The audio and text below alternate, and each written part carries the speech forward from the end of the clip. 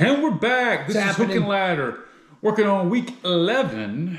And we're going to start with Friday night's games. You see any of these games? I watched the Iowa-UCLA game. I kind of wanted to see how Iowa was. I know they got great defense, and they've had a great defense for a long time. That's kind of what they're known for. Yeah. Not so much offense, and that's basically what it was. It was an ugly game. You know, UCLA's got some players. So does Iowa, actually. They've got some players, but it's kind of ugly football. I don't think UCLA, or I didn't think UCLA was going to have the guys and the depth to kind of handle the physicality of the Big Ten, just like we've seen with USC struggling a little bit. But UCLA played well. Thought the quarterback played pretty decent. They had some decent guys catching the football. I thought they played all right. Cool. Kind of one of those middle of the pack to bottom of the pack conference teams just kind of duking it out. It was interesting to watch. I enjoy watching, as much as I enjoy watching big matchups, like your Alabama LSUs. Yeah. I enjoy watching these non-ranked teams go at it because these kids are still playing for something. And the Big Ten is notorious, best conference in the nation for having those trophies, Paul Bunyan's axe and all that stuff.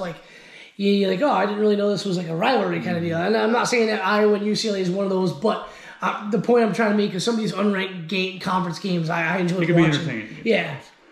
All right, well, let's move on to Saturday's slate of games. Oregon, number one team in the nation, knocked off Maryland 39-18. You see any of this one? Didn't see any of that game. I was watching this one right here. Ohio State, Purdue. What a massive takedown by Ohio State. It was. They turned it on. It looked a little sluggish at the beginning, but Jeremiah Smith set a record, Ohio State record for most touchdown receptions by a freshman with 9. They looked good. TreVeyon Henderson had a big game, and I thought all year long, Quinshon Judkins has been the better back overall for them, but TreVeyon Henderson had a real good game. That's right. Moving right along, Ole Miss knocked off Georgia 28-10 in a game where they pretty much dominated. It was the craziest thing, man. First possession, Georgia came out looking like they did against Texas, bringing the house, sacking Dart, injuring him. Next play, throws an interception as he's getting drilled. Georgia gets it, marches, on the 25-yard line, so it wasn't basically in the red zone. They marched down, scored a touchdown, right?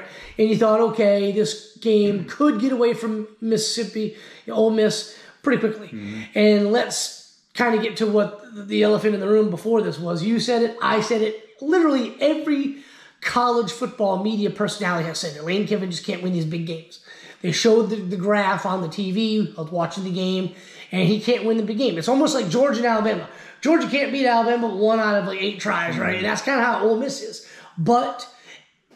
And we heard this in the pregame, all the hype leading up to this game for the SEC. There was basically an elimination game for Ole Miss. After Georgia boat raced them last year in Athens, Lane Kiffin basically went to his collective and said, I need this to be able to compete with the team that just kicked our ass today. And they went out and got it. They went out and got offensive linemen. They went out and got the number one player in the portal, in my opinion, was Walter Nolan, defensive tackle. They got Prince Umali. I don't know how you pronounce his name. They got him. They got a couple of wideouts. They got some DBs. They basically went out and won the portal. I know everyone's going to talk about Ohio State with Caleb Downs and Quinshon Judkins and Will Howard, and then the center for Alabama that couldn't make a snap, but he hasn't missed one this year. Ole Miss won the portal. Yeah. They had better dudes than Georgia did. And it wasn't because they out-recruited them. Georgia's playing a true sophomore at middle linebacker. Ole Miss is bringing in a multi-year starter, on that side of the football. So, I actually thought Georgia was going to win the game just because of the whole Lane Kiffin thing. But I got to give credit to Ole Miss. Lane Kiffin basically, that first drive where they threw the interception, changed it. He's like, we're not going to let Dart or any of the QB, they brought in the backup. Not going to let him drop back because Georgia's just going to come after us and sack us.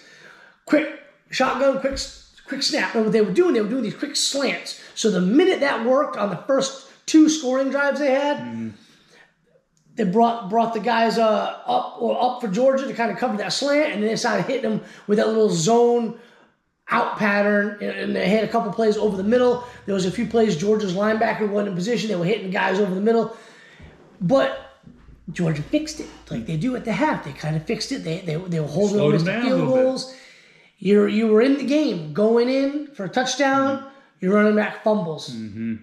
There were 2 back-to-back drives. Georgia was moving the ball down the field and it just stalled out. Yep. And then one of them was that fumble in the second half, which would have been a touchdown, which would have brought Georgia, I think, within 5. And they just couldn't get it rolling. Like you said, there was a few drives in the second half. Yeah, I thought Carson Beck played a pretty decent game. I didn't have a problem with the way he played. I do believe there's just no playmakers on that offense. It just seems like they're just not able to. You can't dink and dunk. Somebody's got to bust one every now and again. There's so much wrong with Georgia's team. It's easy to see just watching them. Offensive line, they said, they're banged up, they're hurt, they're shuffling guys in. Yeah, exactly. Everyone's banged up. The depth is an issue, and we're seeing all these games, right? All these games all season long. Teams losing to teams they really shouldn't lose to. Teams being in things. You see what Miami's doing this year. You see what Florida State did last year. The portal is Ole Miss. The portal's helping certain teams, and other teams getting hurt. If you're one of the top 10 teams in the country, and you're not getting playing time, you leave and you go to a team that's kind of right there in the top 15. Next thing you know, here we are. Ole Miss in Miami, and you had Florida State last year. It's helping certain teams. You're seeing more parity in the sport now, which is great, but... I think Georgia, you just look at their roster last year. Look at guys who aren't there that are starting for their teams. DB at Penn State. You got the wide receiver and I think a defensive lineman at Syracuse. You got a linebacker at Nebraska. You got Purdue and Minnesota have wide receivers. These are guys that probably could have helped Georgia this year, and now they're down. 2 of Georgia's wide receivers aren't on the team anymore due to domestic issues. But yeah, Georgia looked bad. So as we were discussing before we started doing this, this is a must-win game. We'll talk about it a little bit later. But if I'm the committee, I'm looking at Georgia saying, yeah, they're maybe 10-2, but they haven't shown us that they're any good other than one game. So we'll see what happens. But, credit to Ole Miss. They came out. They got it done. They played well enough to win. I thought Lane Kiffin after that first drive, had an excellent game plan. Moving right along. Georgia Tech, in a surprising effort, knocked off Miami 28-23. They got up late, and it's just a good performance for Tech. Miami just couldn't get it done. Yeah, Georgia Tech had an edge rusher that just was creating so much havoc for Cam Ward. He still threw for 350 yards, and I thought they were going to come back. You posted on Facebook, and I was like, too soon, Upset man. alert. Too soon, you're going to jinx him. And they came back and scored a touchdown and got it close, but Georgia Tech came back, and Haynes King was battling through so many injuries, and they just couldn't really stop Georgia Tech's running attack, which I was surprised. And I know that Miami, I've watched them a bunch of times this year. I know their defense isn't that good. They rely on the offense, like one of the best offenses in recent memory. It wasn't happening. I think it was Jacoby Ford, I think was his name. Jacoby Jones, the wide receiver for Miami, kept going down with an injury, and then that last play with a fumble to seal it, dude's wide open. Would have had an easy touchdown. But I got to give credit to Georgia Tech. They made it happen.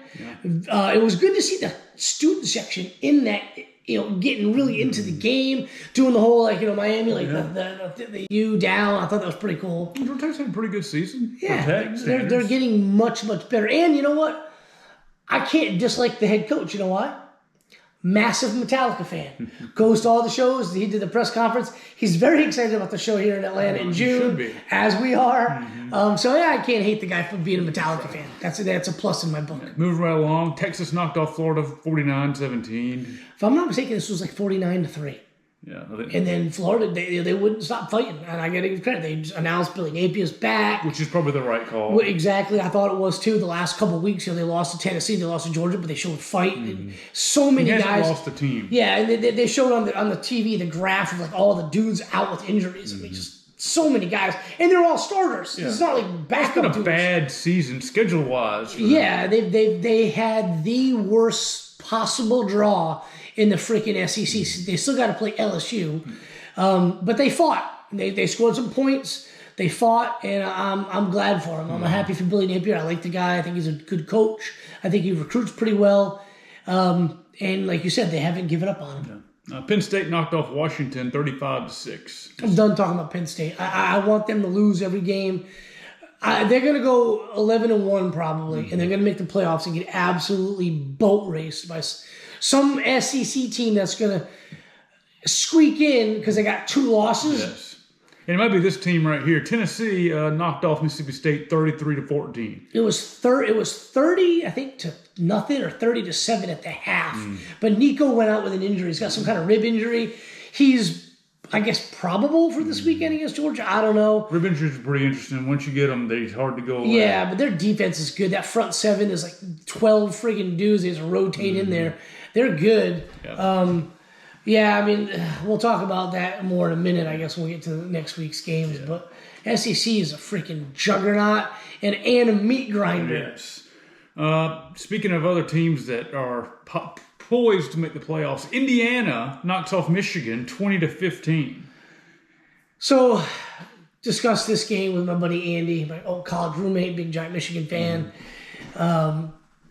He kind of thought they'd win. Michigan would win. And that's, he always thinks Michigan can win. He gave me like the stats, it's like 6 for 40 or something like that. And the history, but Michigan's not good at football this year. No. All right, we've talked about it before. They had that great 3-year run. All those guys are in the NFL now, and they haven't been the best at recruiting. Again, we mentioned last time, if you're the 3rd to 4th best team in the conference in recruiting, you're the 3rd to 4th best team in the conference in standings. That's right. I mean, it's easy to see that correlation. So I didn't watch any of this game, but Indiana's pretty good. I watched them a few times this year. They're not one of those teams that you look and you're like, oh, this team's 4, 5, 6-0, and then they lose. These guys are legit good. Yeah. So we'll see what happens with those guys. BYU knocked off Utah 22-21. BYU sitting at number 9, going to make the playoffs most likely. Just got to keep winning. Keep winning. Notre Dame knocked off Florida State 52-3. And after losing to Northern Illinois University, Notre Dame is ranked number 10 in the country and probably going to the playoffs because they don't play a conference championship game. And then they're going to get smoked by somebody. But Florida State's 1-9, and they just fired everybody today. They fired the offensive coordinator, the defensive coordinator, and the wide receiver coach today. Cleaning house. By Norvell a year. Yeah, I mean, he had to do it. Yeah. You can't go 1-9. I mean, Florida's going to beat them, most likely. You can't go. I mean, they've shown. I've watched them a handful of times. I just wanted to see some kind of life. They've shown very small signs of life, like not full drives, like a couple of plays in a drive that would eventually stall out or result in a turnover. But good for Notre Dame. Yeah. They got to win against Florida State. Even though Florida State sucks, I can tell you right now, these kind of games that are rivalry games, it doesn't matter if your opponent is flat garbage. It's fun winning that game. Right. Alabama knocked off LSU 42-13. I was expecting more of a fight from LSU. I did. Game of the week in the just torrential downpours of Baton Rouge. College game day was there.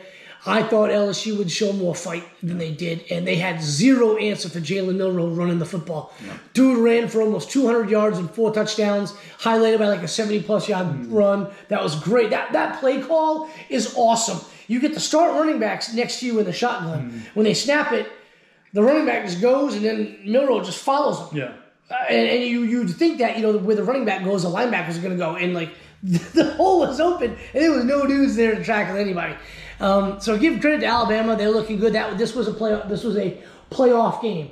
Losers sitting home. Both teams with 2 losses. You can't have 3 losses in the 12-team playoff right now. And Alabama got it done. I picked Alabama to win the national title at the beginning of the season, and after a few weeks, I looked like a giant idiot.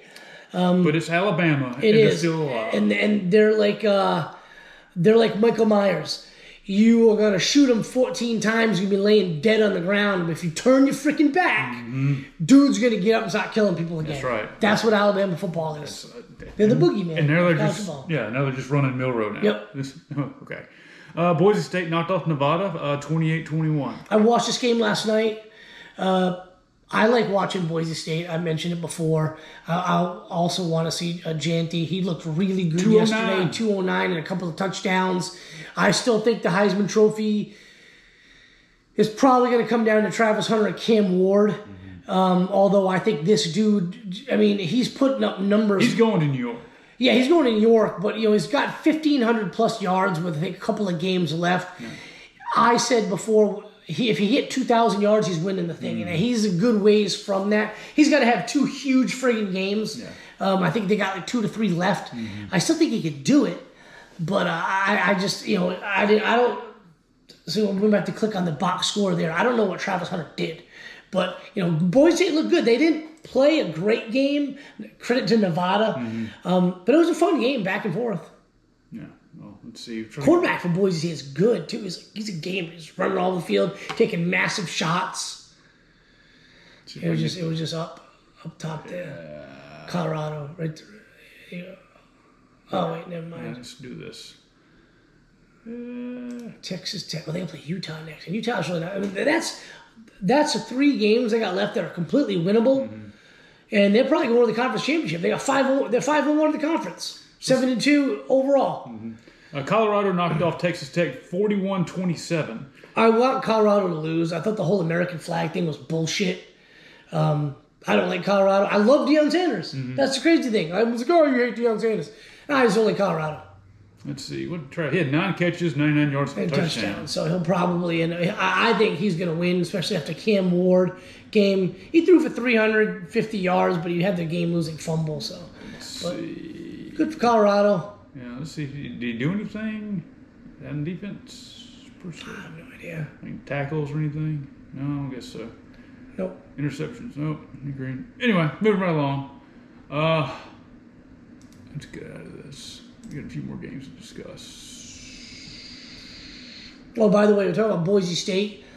Black uniforms, that black and blue uniforms on the blue turf, man, it looked sharp. Looked pretty sharp. I enjoyed it. Did you watch any of the Iowa State-Kansas game? Kansas knocked Iowa State 45. I tuned in a little bit to the Missouri-Oklahoma game before the great, 23-23, under a minute left to go in the game. Oklahoma's trying to kick a game-winning field goal, and then a quarterback just kind of lazy with the football out here. It gets popped out, scoop and score. Missouri wins the game. I was watching a little bit of the Clemson Virginia Tech. I thought that was a really good game. It was a close game. Yeah. How about Pitt losing 2 in a row here to Virginia? I didn't see any of that. 24-14. Utah State, Washington State. Washington State just winning. I really thought Oklahoma would. This was a game I picked them to win. And they were only underdog, I think, like 3 points. So Missouri covered. But this was a game, I thought, with Missouri's injuries, they could have won. Drew Pine threw for 143. Yeah. If you're having a quarterback throw for 143 against you, you probably should win that game. Yeah. I thought this was a game that they would take in the SEC. They've had a rough go. I'm not sure all of it was the Jackson Arnold mistake. I think their defense is good. I just think I don't think they were ready for the SEC. Not like Texas was. Any other games you want to discuss that jump off at you? Yeah, not really. Yeah.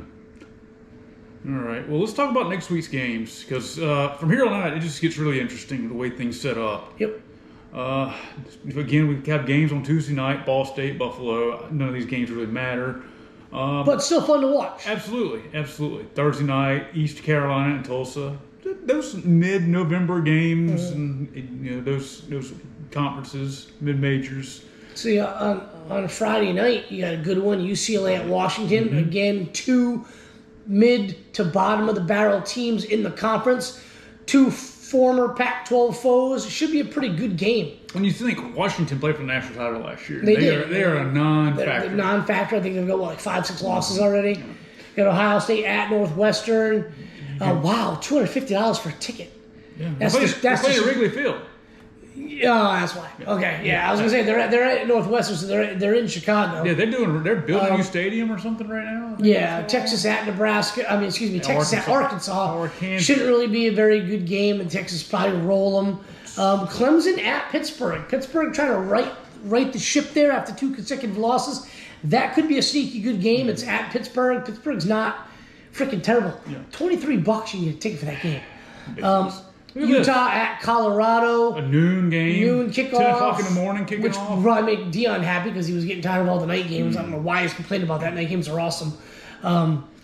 I still will never understand how anybody likes noon kickoffs. My buddy Jason Long said it best when I asked him why Ohio State and Michigan was always a noon game. He was an Ohio State fan. He says, simple, don't want to wait all day to beat that ass, which I thought was, all right, that's a good answer. Pretty confident there.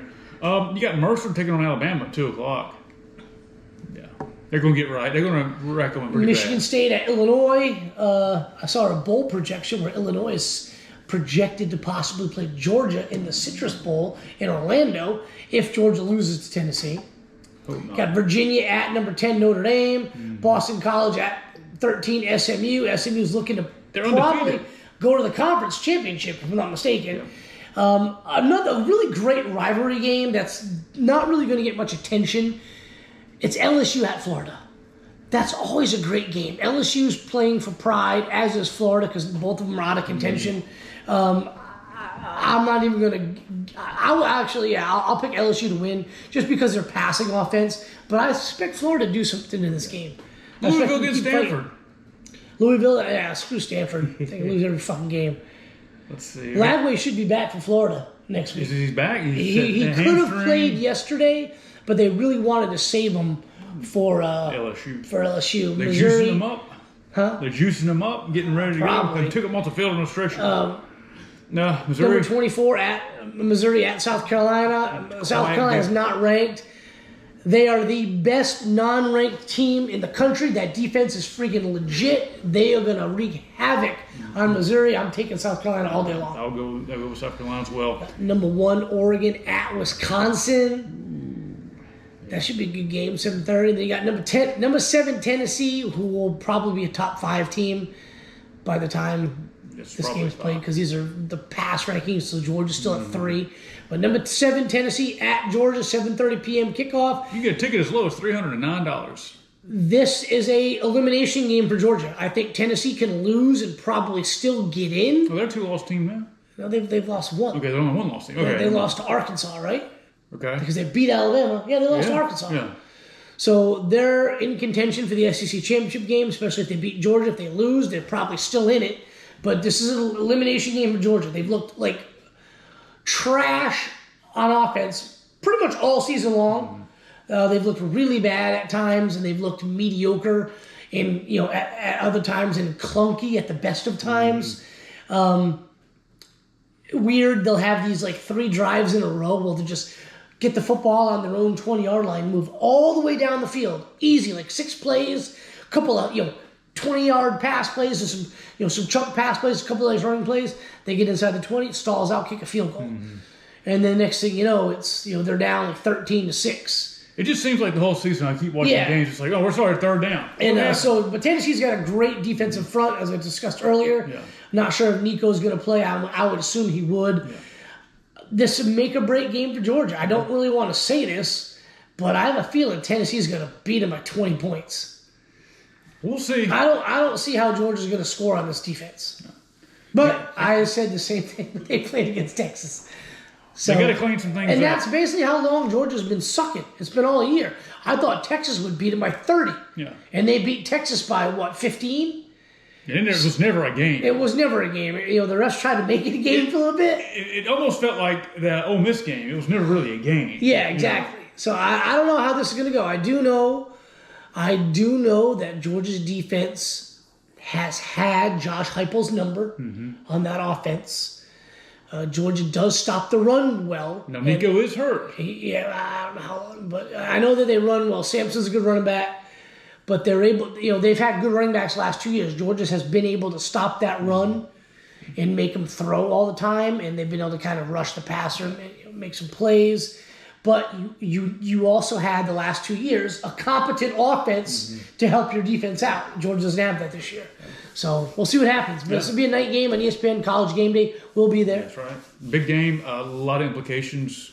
I think you got BYU playing Kansas. Kansas at BYU could be interesting at 10:15. That's right. We'll see if I can.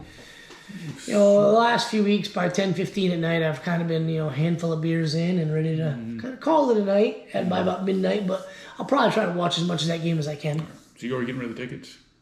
Yeah, they're all gone. Okay, cool. All righty. Well, that is this week's slate of games, and hopefully you guys have a great week. See you guys.